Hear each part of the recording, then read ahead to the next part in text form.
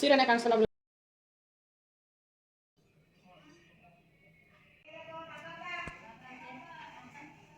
Time ನೋಡಿದ್ಯಾ?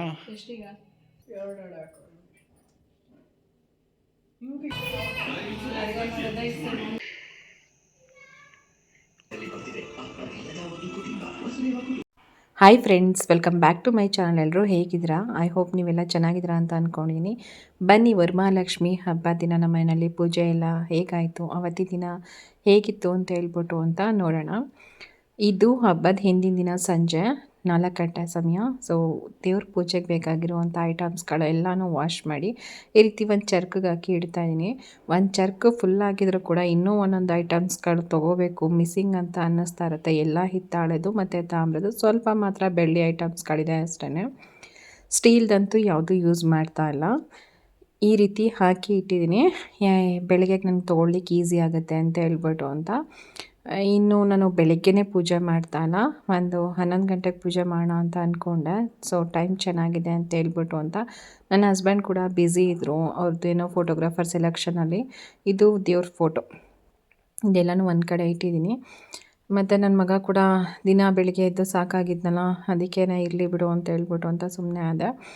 ಸ್ವಲ್ಪ ಲೇಟಾಗಿ ಮಾಡೋಣ ಅಂತ. ಇನ್ನು ಶುಕ್ರವಾರ ಬೆಳಿಗ್ಗೆ ಪೂರ್ತಿ ಮನೆಯೆಲ್ಲ ಕ್ಲೀನ್ ಮಾಡಿ ಕಸ ಗುಡಿಸಿ ನೆಲ ಒರೆಸಿ ಈಚೆನಲ್ಲೂ ಕೂಡ ನೀಟಾಗೆಲ್ಲ ತೊಳೆದು ರಂಗೋಲಿ ಹಾಕಿ ಇನ್ನು ನಾನು ಸ್ನಾನ ಮಾಡ್ಕೊಬಂದು ಫಸ್ಟು ಅಡುಗೆ ಮಾಡ್ಕೊತಾಯಿದ್ದೀನಿ. ನಾರ್ಮಲಾಗಿ ಮಾಡೋವಂಥದ್ದು ಪಾಯಸ ಮತ್ತು ಒಬ್ಬಟ್ಟು, ಕೋಸಂಬರಿ, ಚಟ್ನಿ, ಅನ್ನ, ಸಾಂಬಾರು, ಪಲ್ಯ ಇಷ್ಟೇ ಮಾಡ್ತಾರೆ, ಚಿತ್ರಾನ್ನ. ಸೊ ದೇವ್ರಿಗೆ ಇಷ್ಟ ಅಂತ ಹೇಳ್ಬಿಟ್ಟು ಅಂತ ಪಟ ಅಂತ ಮಾಡೋಣ ಅಂತ ಅಂದ್ಕೊಂಡು ಮಾಡ್ತಾಯಿದ್ದೀನಿ. ಏನಾಗ್ಬಿಡ್ತಾರೆ, ನನಗೆ ಕಾಲ್ ಆಪ್ರೇಷನ್ ಆಗಿರೋದ್ರಿಂದ ತೊಡೆ ಹತ್ರ ಅವಾಗಲಿಂದನೂ ಒಂದು ರೀತಿ ಇವಾಗೇನು ಪೇಯ್ನ್ ಇಲ್ಲ, ಬಟ್ ಒಂದೇ ಕಡೆ ನಿಂತ್ಕೊಳ್ಳಿಕ್ಕಾಗಲ್ಲ. ಹಾಗಾಗಿ ಸ್ವಲ್ಪ ಲೇಟೇ ಆಯಿತು. ಇನ್ನು ದೇವ್ರ ಮನೆ ಎಲ್ಲ ಕ್ಲೀನ್ ಮಾಡಿಕೊಂಡು, ನಾವೆಲ್ಲ ಶುಕ್ರವಾರನೇ ಬೆಳಿಗ್ಗೆನೇ ಮಾಡ್ಕೊಂಡಿರೋದು ದೇವ್ರ ಮನೆ ಕ್ಲೀನಿಂಗು ಕೂಡ. ಫೋಟೋ ಒರೆಸಿ, ದೇವ್ರ ಮನೆ ಒರೆಸಿ, ಹಾಗಾಗಿ ಎಲ್ಲ ಇವತ್ತು ಸ್ವಲ್ಪ ಕೆಲಸ ಜಾಸ್ತಿ ಅಂತ ಅನ್ನಿಸ್ತಾಯಿದೆ. ಇನ್ನು ಚಟ್ನಿಗೆ ಅಂತ ಬೆಟ್ಟದ ನೆಲ್ಲಿಕಾಯಿ ತಂದಿದ್ದೆ, ಇದರಿಂದನೇ ಚಟ್ನಿ ಮಾಡ್ತಾಯಿದ್ದೀನಿ. ಮಾಮೂಲಿ ಈ ಸ್ವಲ್ಪ ಎಣ್ಣೆ, ಕಡಲೆಬೇಳೆ, ಉದ್ದಿನಬೇಳೆ, ಹಸಿಮೆಣ್ಸಿಕಾಯಿ, ಒಣಮೆಣ್ಸಿಕಾಯಿ ಮತ್ತು ಕೊತ್ತಂಬರಿ ಸೊಪ್ಪು, ಸ್ವಲ್ಪ ನೆಲ್ಲಿಕಾಯಿನ ಚೆನ್ನಾಗಿ ಫ್ರೈ ಮಾಡಿಕೊಂಡು ಉಪ್ಪು ಹಾಕ್ಬಿಟ್ಟು ಆಡಿಸ್ಕೊಳ್ಳೋದು ಅಷ್ಟೇ. ಇಲ್ಲಿ ಅರ್ಧಂಬರ್ಧ ಅಡುಗೆ ಆಗಿದೆ. ಲಾಸ್ಟ್ಗೊಂದು ಒಬ್ಬಟ್ಟಿತ್ತು. ಸರಿ ಆಯಿತು ಅಂತ ಹೇಳ್ಬಿಟ್ಟು ಅಂತ ಇದನ್ನು ಕೂಡ ಪೂರ್ತಿ ಅಡುಗೆ ಕೆಲಸ ಮುಗಿಸ್ಕೊಂಡು ನೀಟಾಗಿ ಅಡುಗೆ ಮನೆಯೆಲ್ಲ ಕ್ಲೀನ್ ಮಾಡಿಬಿಟ್ಟು ಇವಾಗ ಪೂಜೆಗೆ ರೆಡಿ ಮಾಡ್ಕೊತಾಯಿದ್ದೀನಿ. ಈ ಥರ 5 ಎಳೆ ದಾರ ತೊಗೊಂಡು ದೇವರಿಗೆ ಮಾಂಗಲ್ಯನ ರೆಡಿ ಮಾಡ್ಕೋಬೇಕು. ನೋಡಿ, 1 ಎಳೆ ತೆಗೆದಾಕಿದ್ದೀನಿ, 6 ಎಳೆ ಇರುತ್ತೆ. ಇದೇ ರೀತಿಯಲ್ಲಿ 9 ಎಳೆ ದಾರ ಮಾಡಿಕೊಂಡು ಕೈಗೆ ವ್ರತದ ದಾರನ ಮಾಡ್ಕೋಬೇಕು. ಇನ್ನು ನನ್ನ ಹಸ್ಬೆಂಡ್ ಬಂದರು. ಸೊ ಇನ್ನೂ ಪೂಜೆ ಆಗಿರಲಿಲ್ವಲ್ಲ, ಹಾಗಾಗಿ ಅವ್ರಿಗೆ ಮಾಲ್ಟ್ದು ಗಂಜಿ ಮಾಡಿಕೊಟ್ಟೆ. ಈ ಕಡೆ ಕೆಲವೊಂದು ಐಟಮ್ಸ್ ಎಲ್ಲ ರೆಡಿ ಮಾಡಿ ಇಡ್ತಾಯಿದ್ದೀನಿ. ಆಮೇಲೆ ಫಸ್ಟು ನಾನು ಅಂದ್ಕೊಂಡಿದ್ದು 4 ಗಂಟೆ ಮೇಲೆ ಪೂಜೆ ಮಾಡೋಣ ಸಂಜೆಗೆ ಅಂತ ಹೇಳ್ಬಿಟ್ಟು ಅಂತ, ಅದೇ ಟೈಮಿಂಗ್ಸ್ಗೆ ಮಾಡೋಣ ಅಂದ್ಬಿಟ್ಟು ಸುಮ್ಮನಾದೆ. ಚೆನ್ನಾಗಿದೆ ಮಕ್ಳಿಗೆಲ್ಲ ಅಂತ ಹೇಳ್ಬಿಟ್ಟು ಅಂತ. ಅದೇ ಕಾರಣಕ್ಕೆ ನಾನು ತಂದಿರೋ ಸೀರೆ ಕೂಡ ಉಡಿಸ್ಲಿಲ್ಲ, ಅದು ಕಲರು ಬೇಡ ಅಂದ್ಬಿಟ್ಟು ಅಂತ. ನೋಡಿ, ತಟ್ಟೆಗೆಲ್ಲ ಈ ಥರ ಹೂವೆಲ್ಲ ಇಟ್ಕೊಂಡು, ಇನ್ನು ದೇವ್ರ ಮನೆಯೆಲ್ಲ ಇವನೇ ಕ್ಲೀನ್ ಮಾಡಿರೋ ಅಂಥದ್ದು. ಕ್ಲೀನ್ ಮಾಡಿ ಜೋಡಿಸಿ ಅರಿಶಿನ ಕುಂಕುಮ ಎಲ್ಲ ಇಟ್ಟು ಹೂವಿಟ್ಟು ಮಾಡ್ತಾನೆ. ಹೇಳಬೇಕಂದ್ರೆ ಚಿಕ್ಕ ಮಕ್ಕಳಿಂದನೂ ನಾವು ಮಾಡೋ ಪೂಜೆನಲ್ಲಿ ಸೇರಿಸ್ಕೊಂಡ್ರೆ. ಈ ಕಡೆ ಸೀರೆ ಕೂಡ ರೆಡಿ ಮಾಡಿ ಇಟ್ಕೊಂಡಿದ್ದೀನಿ. ನಾನು ಸಿಂಪಲಾಗೆ ಉಡಿಸೋವಂಥದ್ದು. ಸೊ ಇಲ್ಲ, ದೊಡ್ಡವರಾದ್ಮೇಲೆ ಮಾಡೋದಂತೂ ಭಾಳ ಕಷ್ಟ. ಈಚೆನಲ್ಲಿ ಹೊಸ್ಲು ಪೂಜೆ ಕೂಡ ಮಾಡಿಕೊಂಡು ಇವಾಗ ಕಳಸಕ್ಕೆ ನೀರು ತೊಗೊಬರ್ಬೇಕು. ನಮ್ಮ ಕೋ-ಸಿಸ್ಟರ್ ಅವ್ರ ಮನೆಯಲ್ಲಿ ಬೋರ್ವೆಲ್ ಇದೆ, ಅಲ್ಲಿಂದ ನೀರು ತೊಗೊಬಂದೆ. ತುಳಸಿ ಕೂಡ ಪೂಜೆ ಮಾಡ್ಕೊಳ್ಳೋಕ್ಕೆ ಅಂತ ತುಳಸಿ ಗಿಡಕ್ಕೂ ಕೂಡ ಎಲ್ಲ ಹತ್ತಿಯ ಇದು ಗೆಜ್ಜೆ ವಸ್ತ್ರ ಎಲ್ಲ ಹಾಕ್ಕೊಂಡಿದ್ದೀನಿ. ಇವಾಗ ಕಳಿಸೋದಕ್ಕೆ ತುಳಸಿ ಮತ್ತು ಕಾಲುಂಗುರ, ಅರಿಶಿನ ಕುಂಕುಮ, ಗಂಧ, ಅಕ್ಷತೆ, ಒಂದು 5 ರೂಪಾಯಿನ ಕಾಯಿನು, ಹಾಗೆ ಒಂದು ಅಡಿಕೆ ಹಾಕ್ಬಿಟ್ಟು ಇಷ್ಟೇ ಹಾಕ್ಬೇಕಾಗಿರುವಂಥದ್ದು ಕಳ್ಸೋಕ್ಕೆ ಐಟಮ್ಸ್ಗಳನ್ನ. ಕೆಲವರು ಡ್ರೈ ಫ್ರೂಟ್ಸು ಏನೇನೋ ಹಾಕ್ತಾರೆ, ಅದೆಲ್ಲ ಕೊಳಿಸ್ಬಾರ್ದು. ಸೊ ಇನ್ನು ಕಳ್ಸೋದೆಲೆ ಕೂಡ ಹಾಕ್ತಾಯಿದ್ದೀನಿ. ನಾರ್ಮಲಾಗಿ ಇಷ್ಟೊಂದೆಲ್ಲ ನಾನು ಪೂಜೆದು ವಿಡಿಯೋ ಮಾಡಿರಲಿಲ್ಲ ಲಾಸ್ಟ್ ಟೈಮೆಲ್ಲ. ಬಟ್ ಈ ಸಲ ಏನೋ ಕ್ಲಿಯರಾಗಿ ಮಾಡ್ಕೊಂಡಿದ್ದೀವಿ. ಸ್ವಲ್ಪ ಲೇಟಾಗಿ ಪೂಜೆ ಮಾಡ್ತಾಯಿದ್ದೀವಲ್ಲ, ಮತ್ತು ನನ್ನ ಹಸ್ಬೆಂಡ್ ಕೂಡ ಇಲ್ಲ ಅಲ್ವಾ, ನಾನು ನನ್ನ ಮಗ ಇಬ್ಬರೇ ಅಲ್ವಾ, ಹಾಗಾಗಿ ಮಾತಾಡಿಕೊಂಡು ನಿಧಾನವಾಗಿ ಸಮಾಧಾನವಾಗಿ ಪೂಜೆ ಮಾಡ್ತಿದ್ದೀವಿ. ಹಾಗಾಗಿ ಕಂಪ್ಲೀಟ್ ವಿಡಿಯೋ ಮಾಡ್ಕೊಂಡಿದ್ದೀವಿ. ಅವನಿಗೆ ಆರತಿ ತೊಗೊಬಾ ಅಂತ ಹೇಳಿದೆ. ಇವಾಗ ಆರತಿ ಮಾಡ್ತಾಯಿದ್ದಾನೆ, ಕುಂಕುಮ ಕಲಿಸ್ಕೊಂಡು ಮತ್ತು ತುಪ್ಪದ ಬತ್ತಿ ಇಟ್ಕೊಂಡು ಆರತಿ ಮಾಡ್ಕೋತಾರೆ ಅಂಥದ್ದು. ನಾವು ಕೂಡ ಮನೆಗೆ ಗಣೇಶ ತಗೊಬಂದಾಗ ಆರತಿ ಮಾಡಿ ಕಾಲಿಗೆ ನೀರು ಹಾಕಿ ಮಾಡ್ತೀವಿ ನೋಡಿ, ಅದೇ ಥರ ಮಹಾಲಕ್ಷ್ಮಿಗೆ ಆರತಿ ಮಾಡಿಬಿಟ್ಟು ಈ ಥರ ಬಲಗೈನಲ್ಲಿಡು ಅಂತ ಹೇಳಿದೆ. ತಿಲ್ಕ ಇಟ್ಟ. ಇವಾಗ ಬಲ್ಗಾಲ್ ಹಾಕ್ಕೊಂಡು ಒಳಗಡೆ ಬರಬೇಕು. ಕೆಲವರು ಸೇರು ಕೂಡ ಒದಿಸ್ತಾರೆ. ಸೊ ಸೇರು ಒದಿಸ್ಲಿಲ್ಲ ಅಂದರೂ ಪರವಾಗಿಲ್ಲ, ಇಷ್ಟಂತೂ ಮಾಡಿಕೊಂಡ್ರೆ ಆಯಿತು. ಕೆಳಗಡೆ ತಟ್ಟೆ ಇಟ್ಕೊಂಡು ತೊಗೊಬಂದಿದ್ದೀನಿ. ತಟ್ಟೆ ಸ್ವಲ್ಪ ಚಿಕ್ಕದು ಅಂತ ಅನ್ನಿಸ್ತು ನಂಗೆ, ಅದು ಸ್ವಲ್ಪ ಭಯ ಅಂತ ಅನ್ನಿಸ್ತೈತಿ. ನಾನು ಸ್ವಲ್ಪ ದೊಡ್ಡ ಸೈಜ್ ತಟ್ಟೆ ತೊಗೋಬೇಕು. ಇಲ್ಲೂ ಕೂಡ ರೆಡಿ ಮಾಡಿದ್ದೆ. 3 ಬಾಕ್ಸಷ್ಟು ಅಕ್ಕಿ ಹಾಕಿ ಅದಕ್ಕೆ ಮಂಡಲ ಬರೆದು ಕುಂಕುಮದಿಂದ ಇವಾಗ ದೇವ್ರನ್ನ ಕೂರಿಸ್ತಾ ಇದ್ದೀನಿ. ಕೆಲವರು ಬಾಳೆದೆಲೆನಲ್ಲೂ ಕೂಡ ಕೂರಿಸ್ತಾರೆ, ಅದು ಅವ್ರಿಗೆ ಬಿಟ್ಟಿತ್ತು. ಇವಾಗ ಸಿಂಪಲ್ಲಾಗಿ ಸೀರೆ ಉಡ್ಸಿದ್ದೀನಿ. ಇದು ಸಂಜೆ ಟೈಮ್ಗೆ ಅದು ಹಳದಿ ಕಲರ್ ಸೀರೆ ಉಡ್ಸಿದ್ರೆ ಚೆನ್ನಾಗಿರುತ್ತೆ ಅಂತ ಹೇಳ್ಬಿಟ್ಟು ಅಂತ ಮಾಮೂಲಿ ಗುರೂಜಿಗಳೆಲ್ಲ ಹೇಳ್ತಾರಲ್ಲ, ಹಾಗಾಗಿ ಹಳದಿ ಕಲರ್ದೇ ಇತ್ತು ಮನೆಯಲ್ಲಿ, ಏನೂ ಸೂತ್ಕ ಇರಲಿಲ್ಲ. ಜಸ್ಟ್ ಇವಾಗ ಒಂದು 15 ದಿನ ಆಗಿತ್ತೇನೋ ತಂದು ಅಷ್ಟೇ. ಸರಿ ಅಂತ ಹೇಳ್ಬಿಟ್ಟು ಅದನ್ನೇ ಸೀರೆನೇ ಉಡ್ಸಿದ್ದೀನಿ. ಕಳ್ಕೊಳ್ಳೋ ಅಂಥದ್ದು ಏನೋ ಯಾವುದಾಗುತ್ತೋ ಅದು. ಬಟ್ ಈ ಸಲ ತುಂಬ ಸಿಂಪಲ್ಲಾಗಿ ಮಾಡಿದ್ದೀವಿ. ತುಂಬ ಸಿಂಪಲ್ ಅಂದರೆ ಯಾವಾಗಲೂ ಹೀಗೆ ಮಾಡೋದು. ಸ್ವಲ್ಪ ಮುಂಚೆ ಎಲ್ಲ ನಾನು ಹಸ್ಬೆಂಡು ಮತ್ತು ಮಗ ಸೇರಿಕೊಂಡು ಅದು ಇದು ಮಿಂಚು ಗಿಂಚು ಎಲ್ಲ ವಾಲ್ ಡೆಕೋರೇಷನ್ ಥರ ಎಲ್ಲ ತರಾವರಿ ಅಂಟಿಸ್ತಿದ್ರು. ಅದು ಸ್ವಲ್ಪ ಗ್ರ್ಯಾಂಡಾಗಿ ಕಾಣಿಸ್ತಾಯಿತ್ತು. ಇವಾಗಿಲ್ಲ, ಅದು ಅಷ್ಟೇ. ಇನ್ನು ನನ್ನ ಮಗನಿಗೆ ಹೇಳ್ತಾ ಇದ್ದೆ ನಾನು, ನಿಧಾನವಾಗಿ ಇಡು ಐಟಮ್ಸ್ಗಳನ್ನ, ದೇವ್ರ ಐಟಮ್ಸ್ಗಳು ಕೆಳಗಡೆ ಬೀಳಬಾರ್ದು. ಅರಿಶಿನ ಕುಂಕುಮ ಆಗಲಿ ದೀಪಗಳಾಗಲಿ ತಗೋಗ್ಬಿಡುತ್ತೆ. ಸೊ ಎಷ್ಟು ಪೂಜೆನ ಆಗಲಿ ಊಟ ಆಗಲಿ ನಿಧಾನವಾಗಿ ಮಾಡಬೇಕು, ಅದೇ ಯಶಸ್ಸು ಅಂತ ಹೇಳ್ಬಿಟ್ಟು ಅಂತ ನಾನಿಲ್ಲಿ ತಾಯಿಗೆ ಅರಿಶಿನ ಕುಂಕುಮ ಇಡ್ತಾಯಿದ್ದೀನಿ. ಮತ್ತು ಮಾಂಗಲ್ಯ ಬಿಟ್ಟರೆ ನಾನು ಏನೂ ಹಾಕಿಲ್ಲ. ಕೆಲವರು ಹಾಕ್ತಾರೆ ಹಿತ್ತಾಳೆದು ಚಿನ್ನದ್ದು ಎಲ್ಲ. ಬಟ್ ಇಲ್ಲಿ ನಾನು ಮಾಡೋ ರೀತಿನ ಶೇರ್ ಮಾಡ್ತಾಯಿದ್ದೀನಿ. ನಾನು ಯಾರಿಗೂ ಕೂಡ ನೀವು ಇದೇ ಥರ ಮಾಡಿ ಅಂತ ನಾನು ಹೇಳ್ತಾ ಇಲ್ಲ, ಮಾಡಬೇಡಿ ಅಂತ ಕೂಡ ಹೇಳ್ತಾಯಿಲ್ಲ. ನಿಮ್ಗೇನು ಸರಿ ಅನಿಸುತ್ತೋ ಅದು ನೀವು ಮಾಡಿ. ನಾನೇನು ಮಾಡಿದ್ದೀನೋ ಅದನ್ನು ಮಾತ್ರ ನಾನು ಶೇರ್ ಮಾಡ್ಕೊತಾಯಿದ್ದೀನಿ. ಅದು ಹಿತ್ತಾಳೆ ಎಲ್ಲ ಹಾಕಬಾರ್ದು ಲಕ್ಷ್ಮಿಗೆ ಅಂತ ಹೇಳ್ತಾರೆ. ಮತ್ತು ಚಿನ್ನದ್ದು ಅಷ್ಟೇ, ನಾವು ಹಾಕಿರೋದನ್ನು ಅದು ಅರಿಶಿನದ ನೀರಲ್ಲಿ ತೊಳೆದು ಹಾಕುವಂಥದ್ದು ಆ ರೀತಿ ಕೂಡ ಎಲ್ಲ ಹಾಕಬಾರ್ದು. ದೇವರಿಗೆ ಅಂತಲೇ ಇದ್ದರೆ ಸಪ್ರೇಟಾಗಿ ಅದು ದೇವಿಗೆ ಮಾತ್ರನೇ ಒಡವೆ ಅಂತ ಹೇಳ್ಬಿಟ್ಟು. ಸೊ ಅಷ್ಟೊಂದೆಲ್ಲ ನಾವು ಶ್ರೀಮಂತರಲ್ಲ. ಹಾಗಾಗಿ ತಾಯಿ ನಿನಗೆ ನನ್ನ ಕೈಲಾಗುವಂಥದ್ದು ಹೂವಿನ ಸೇವೆ ಒಂದೇ ಅಂತ ಹೇಳ್ಬಿಟ್ಟು ಅಂತ ನಾನು ಹೂವನ್ನೇ ಚೆನ್ನಾಗಿ ತೊಗೊಬಂದಿದ್ದೆ. ಅಂದರೆ ಸಾಕು ನಮ್ಮನೆಗೆ ಅನ್ನೋಷ್ಟ್ರ ಮಟ್ಟಿಗೆ ಅಷ್ಟೇ. ಯಾವಾಗಲೂ ನಾನು ಲಾಸ್ಟ್ ಟೈಮ್ ಎಲ್ಲ ನನ್ನ ಹಸ್ಬೆಂಡ್ ತರ್ತಿದ್ದೆ, ನಾನು ಇನ್ನೂ ಸ್ವಲ್ಪ ಹೂ ಬೇಕು, ಇದು ಚೆನ್ನಾಗಿಲ್ಲ ಅದು ಚೆನ್ನಾಗಿಲ್ಲ ಅಂತ ಹೇಳ್ತಿದ್ದೆ. ಬಟ್ ಈ ಸಲ ಪ್ರತಿಯೊಂದು ನಾನೇ ತೊಗೊಬಂದಿರೋದು, ಹಾಗಾಗಿ ನನಗೆ ಅದೊಂದು ಸಮಾಧಾನ ಕೂಡ ಇತ್ತು. ಸೊ ಇಲ್ಲಿ ದೇವರಿಂದ ಹೂ ಕೂಡ ಬೀಳ್ತು ನೋಡಿ. ಇದೊಂದು ಅಪ್ಪ ತಾಯಿ ಒಪ್ಕೊಂಡಿದ್ದಾರೆ ಸಾಕು, ಯಾರು ಮೆಚ್ಚಲಿಲ್ಲ ಅಂದರೂ ಭಗವಂತ ಮೆಚ್ತಾನೆ ಅಂತಾರಲ್ಲ, ಅದು ಸತ್ಯ ಅಂತ ಒಂದು ಸಮಾಧಾನ ಅಂತ ಅನಿಸುತ್ತೆ. ಈ ಥರ ಕಷ್ಟಪಟ್ಟು ಬೆಳಗ್ಗೆಯಿಂದ ಹಸ್ಕೊಂಡು ಎಲ್ಲ ರೆಡಿ ಮಾಡಿಕೊಂಡು ಪೂಜೆ ಮಾಡಬೇಕಾದ್ರೆ ಈ ಥರ ದೇವರು ನಾನಿದ್ದೀನಿ ಅಂತ ಯಾವುದಾದ್ರೂ ಒಂದು ಮುಖಾಂತರ ಸೂಚನೆ ಕೊಟ್ಟಾಗ ನಿಜವಾಗ್ಲೂ ತುಂಬ ಮನಸ್ಸಿಗೆ ಸಮಾಧಾನ ಅಂತ ಅನಿಸುತ್ತೆ. ಇನ್ನು ಇಲ್ಲಿ ಬಡಿಸ್ಬೇಕಾದ್ರೂ ಅಷ್ಟೇ ಬಲಗಡೆಗೆ ಸಿಹಿ ಒಬ್ಬಟ್ಟು ಮತ್ತು ಪಾಯಸ, ಮಧ್ಯದಲ್ಲಿ ಪಲ್ಯ ಮತ್ತು ಅನ್ನ ಸಾಂಬಾರು ಹಾಕಿ ಸೈಡಲ್ಲಿ ಕೋಸಂಬರಿ ಮತ್ತು ಚಟ್ನಿ ಹಾಕಬೇಕು ಹಂಗಂತ ಹೇಳ್ತಾರೆ. ಸೊ ನನಗೆ ಎಷ್ಟು ಫಾಲೋ ಮಾಡೋಕ್ಕಾಗುತ್ತೋ ನಾನು ಅಷ್ಟು ಫಾಲೋ ಮಾಡ್ತೀನಿ. ಯಾಕಂದರೆ ಅದರಿಂದ ಕಳ್ಕೊಳ್ಳೋ ಅಂಥದ್ದೆಲ್ಲ ಏನೂ ಇಲ್ಲ ಅಲ್ವ, ಇದಕ್ಕೆಲ್ಲ ಏನು ₹1000 ಖರ್ಚಾಗಲ್ಲ. ಮತ್ತು ಊಟನೂ ಅಷ್ಟೇ ಬಾಳೆದೆಲೆನಲ್ಲೇ ನಾವು ಹೇಗೆ ಊಟ ಮಾಡ್ತೀವಿ ಹಾಗೆಯೇ ತಾಯಿಗೆ ಬಡಿಸ್ತಾ ಇರೋವಂಥದ್ದು. ಇದರಲ್ಲಿ ಪ್ರತಿಯೊಂದು ಅಡುಗೆಗೂ ಕೂಡ ನಾನು ಒಂದೇ ಒಂದು ಈರುಳ್ಳಿ ಬೆಳ್ಳುಳ್ಳಿ ಕೂಡ ಹಾಕಿಲ್ಲ. ಹಾಗೆ ಚಿತ್ರಾನ್ನ ಅಷ್ಟು ನನ್ನ ಮಗ ಹೇಳ್ತಾರೆ, ಈರುಳ್ಳಿ ಬೆಳ್ಳುಳ್ಳಿ ಹಾಕ್ತೀನಿ ಹೆಂಗೆ ಮಮ್ಮಿ ಚೆನ್ನಾಗಿರುತ್ತೆ ಅಂತ ಹೇಳ್ಬಿಟ್ಟು ಅಂತ ನಾನು ಹೇಳ್ತಾ ಇದ್ದೆ. ಭಕ್ತಿಯಿಂದ ಮಾಡಿದ್ರೆ ಚೆನ್ನಾಗೇ ಇರುತ್ತೆ ಅಂತ. ನಿಜವಾಗ್ಲೂ ಚೆನ್ನಾಗಿತ್ತು. ಆದರೆ ನಾರ್ಮಲ್ ಡೇಸಲ್ಲಿ ಈ ಥರ ಈರುಳ್ಳಿ ಬೆಳ್ಳುಳ್ಳಿ ಹಾಕಿ ಮಾಡಲಿಲ್ಲ ಅಂತಂದರೆ ಚೆನ್ನಾಗೇ ಇರೋದಿಲ್ಲ. ಇನ್ನೂ ಒಂದು ತಾಮ್ರದ ಲೋಟದಲ್ಲಿ ನೀರಿಟ್ಟಿದ್ದೀವಿ. ಇಲ್ಲಿ ನೆಕ್ಸ್ಟು ಕ್ಯಾಮ್ರಾ ಆಫ್ ಆಗಿತ್ತು ನೋಡಿ, ಆಫ್ ಆಗಿತ್ತು, ಚಾರ್ಜ್ ಕಮ್ಮಿ ಇದ್ಬಿಟ್ಟು. ಆಮೇಲೆ ಇಲ್ಲಿ ಈ ಕಡೆ ಲೆಫ್ಟ್ ಸೈಡಲ್ಲಿ ನೋಡಿ ಕಾಣಿಸುತ್ತೆ, ಲೆಫ್ಟ್ ಸೈಡಲ್ಲ ಸಾರಿ ಬಲ್ದಾ ಕಡೆಯಲ್ಲಿ ಗಣೇಶನ ಪಕ್ಕ ಒಂದು ಹೂ ಬಿದ್ದಿದೆ. ಅದು ದೀಪ ಹಚ್ಬೇಕಾದ್ರೆ ತಾಯಿಯಿಂದ ಮತ್ತೆ ಒಂದು ಹೂ ಬಿತ್ತು. ನಾನೇನು ಇದು ಸುಳ್ಳು ಹೇಳ್ತಾ ಇಲ್ಲ. ಸೊ ಈ ಸಲನೇ ವರಮಹಾಲಕ್ಷ್ಮಿ ಹಬ್ಬದಲ್ಲಿ ನನಗೆ ದೇವ್ರದ್ದು ಹೂ ಪ್ರಸಾದ ಆಗಿರೋವಂಥದ್ದು ಯಾವಾಗಲೂ ಆಗಿಲ್ಲ ಇಷ್ಟು ವರ್ಷದಲ್ಲಿ. ಸುಮ್ಮನೆ ಇಲ್ದಿರೋದೆಲ್ಲ ಹೇಳೋಕ್ಕೆ ಹೋಗಬಾರ್ದು. ಈ ಸಲ ಪ್ರತಿಯೊಂದು ಕೂಡ ನಾನೇ ತೊಗೊಬಂದಿದ್ದು. ನನ್ನ ಗಂಡನ ಹತ್ರ ₹1 ಕೂಡ ಇಸ್ಕೊಂಡಿಲ್ಲ. ನನ್ನ ದುಡ್ಡಲ್ಲೇ ಪ್ರತಿಯೊಂದು ತಂದು ಮಾಡಿದ್ದೆ. ಅವ್ರು ಬ್ಯುಸಿ ಇದ್ದರು.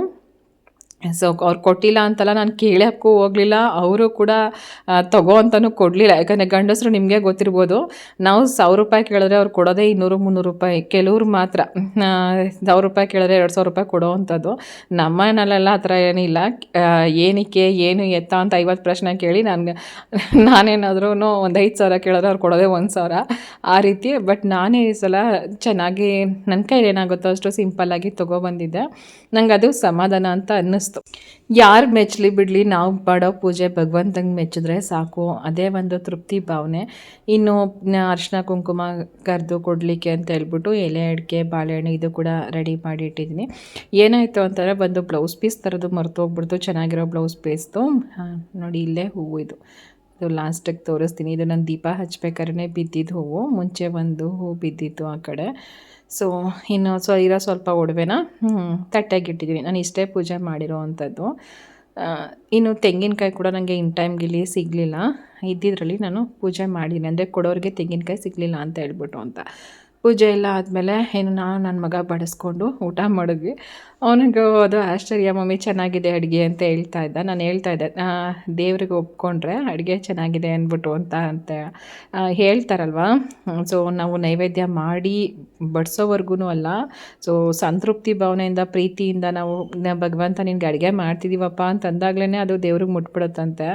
ಸೊ ಹಾಗೇ ಒಂದಂತೂ ಸತ್ಯ, ನಾವು ಯಾರನ್ನು ಮೆಚ್ಚೋದಕ್ಕಾಗಲ್ಲ. ನಮ್ಮನ್ನು ಭಗವಂತ ಮೆಚ್ಕೊಂಡ್ರೆ ಸಾಕು. ಯಾಕಂದರೆ ಕಷ್ಟದ ಪರಿಸ್ಥಿತಿನಲ್ಲಿ ಯಾವುದಾದ್ರೂ ಒಂದು ರೂಪದಲ್ಲಿ ಸಹಾಯ ಮಾಡುವಂಥದ್ದು ಅವನೇ. ಜನಗಳಿಗೆ ನಾವು ಎಷ್ಟೇ ಮಾಡಿದ್ರು, ನಾವು ಎಷ್ಟೇ ಒಳ್ಳೆಯವರಾಗಿದ್ರು, ಅವ್ರು ಅನ್ನೋದಂತೂ ಒಂದೇ ಅಂತಾರೆ ಹಿಂದ್ಗಡೆಯಿಂದ. ಸೊ ತಲೆ ಕೆಡಿಸ್ಕೊಳ್ಳೋದಕ್ಕೆ ಹೋಗಬಾರ್ದು.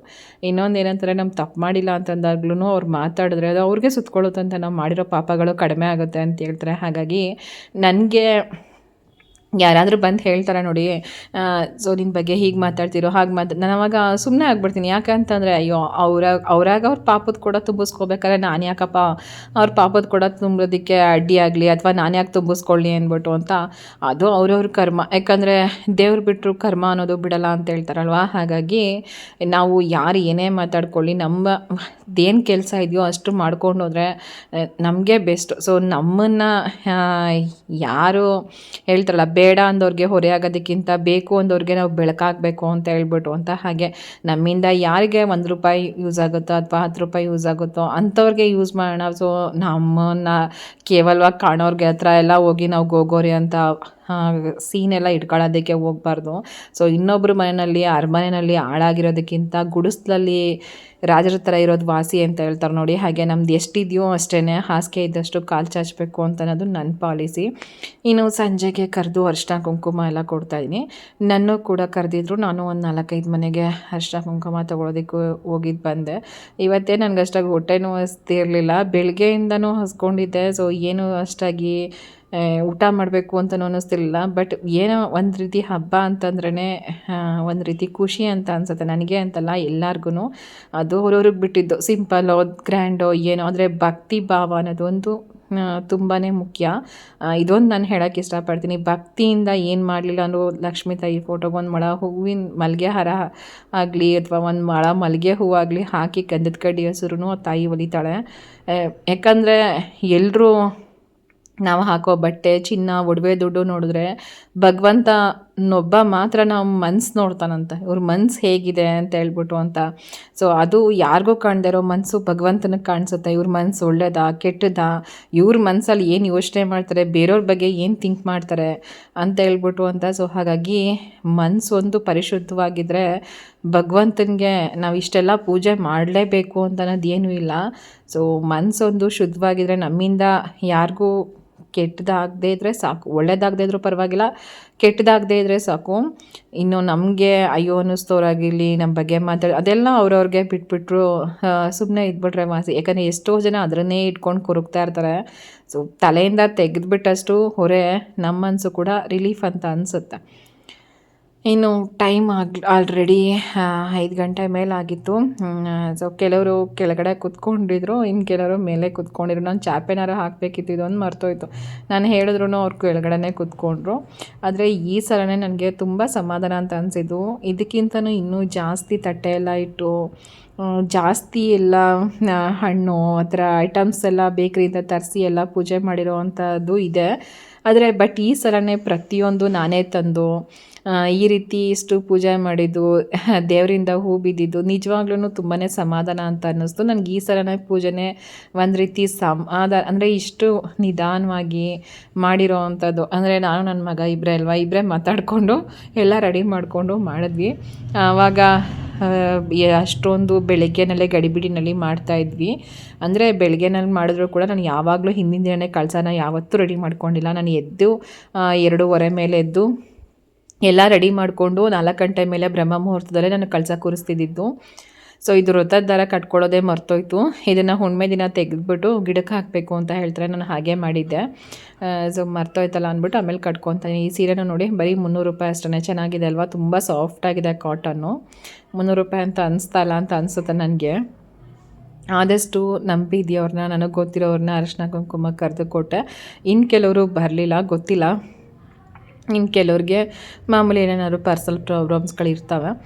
ಸಂಜೆ ಆಯ್ತಲ್ವ, ಇವಾಗ ತುಳಸಿ ಕಟ್ಟೆ ಮುಂದೆ ಒಂದು ದೀಪ ಹಚ್ಬಿಟ್ಟು ದೇವರಿಗೆ ಮತ್ತೆ ಇನ್ನೊಂದು ಸಲ ಗಂಧದ ಕಡ್ಡಿ ಕರ್ಪೂರ ಹಚ್ಚಿ ಲಾಸ್ಟಲ್ಲಿ ಆರತಿ ಮಾಡುವಂಥದ್ದು. ಇವತ್ತು ಶುಕ್ರವಾರ ಆಗಿರೋದ್ರಿಂದ ಕಳಸ ಅಂತೂ ತೆಗಿಯಲ್ಲ. ಇನ್ನು ಶನಿವಾರ ಹುಣ್ಣಿಮೆ ಇದೆ, ಅದರಲ್ಲೂ ತುಂಬ ಹುಣ್ಣಿಮೆ ಇದೆಯಂತೆ. ಸೊ ಹಾಗಾಗಿ ಶನಿವಾರ ಕೂಡ ಕಳಸ ತೆಗಿಬಾರ್ದು ಅಂತ ಹೇಳಿದರೆ ನಾನು ಶನಿವಾರ ಕೂಡ ಕಳಸನ ತೆಗೆದಿರಲಿಲ್ಲ. ನಾನು ಲಾಸ್ಟಿಗೆ ತಾಯಿ ಪೂಜೆನ ಒಪ್ಕೊಂಡಿದ್ದಾರೆ ಅಂತ ಅನ್ನೋದಕ್ಕೆ ಒಂದು ಸೂಚನೆ ಏನು, ಸಿಂಬಲ್ ಏನು ಅಂತ ಹೇಳ್ಬಿಟ್ಟು ಅಂತ ಅದರದ್ದು ಕೂಡ ನಾನು ಹೇಳ್ತೀನಿ, ನನಗೆ ಹೇಗೆ ಗೊತ್ತಿರೋ ಅಂಥದ್ದನ್ನು. ಇನ್ನು ಆರತಿ ಮಾಡಿಬಿಟ್ಟು ನೀರನ್ನು ಗಿಡಕ್ಕೆ ಹಾಕ್ತಾಯಿದ್ದೀನಿ. ಇದು ಶನಿವಾರ. ಇವರು ನನ್ನ ಫ್ರೆಂಡನ್ನು ಅವರು ಕರೆದಿದ್ರು, ಸೊ ನಾನು ಕರೆದಿದ್ದೆ. ಆಮೇಲೆ ಇವ್ರ ಮನೆಗೆ ಹೋಗ್ಬಿಟ್ಟು ನಾನು ಅರಿಶಿನ ಕುಂಕುಮ ತೊಗೊಬಂದೆ. ಇವ್ರ ಮನೆಯಲ್ಲಿ ಇವ್ರ ಮಗಳನ್ನೇ 8ನೇ ಕ್ಲಾಸ್ ಹುಡುಗಿ ಅವಳು. ಎಷ್ಟು ಚೆನ್ನಾಗಿ ದೇವರಿಗೆ ಸೀರೆ ಉಡಿಸಿ ಅಲಂಕಾರ ಮಾಡಿದ್ದಾಳೆ ಅಂತ ಹೇಳ್ಬಿಟ್ಟು ನಿಜವಾಗ್ಲೂ ಖುಷಿ ಅಂತ ಅನಿಸುತ್ತೆ. ಚಿಕ್ಕ ವಯಸ್ಸಿಗೆ ಮಕ್ಕಳು ಇಷ್ಟೊಂದು ಪೂಜೆ ಪುನಸ್ಕಾರ ಅಂತ ಮಾಡಿದ್ರೆ ನಿಜವಾಗ್ಲೂ ದೇವರು ದಡ ಸೇರಿಸ್ತಾನೆ. ಎಷ್ಟು ಚೆನ್ನಾಗಿ ಮಾಡಿದ್ದಾಳೆ ಅಲ್ವಾ. ನಾವು ಕೂಡ ಎಷ್ಟು ನೀಟಾಗಿ ಮಾಡ್ತೀವೋ ಇಲ್ವೋ, ಎಷ್ಟು ಚೆನ್ನಾಗಿ ನಡಿಗೆ ಎಲ್ಲ ಮಾಡಿದ್ದಾಳೆ. ಇನ್ನು ಶನಿವಾರದ ವೀಡಿಯೋ ನಾನು ಅಷ್ಟಾಗಿ ಮಾಡ್ಕೊಂಡಿಲ್ಲ.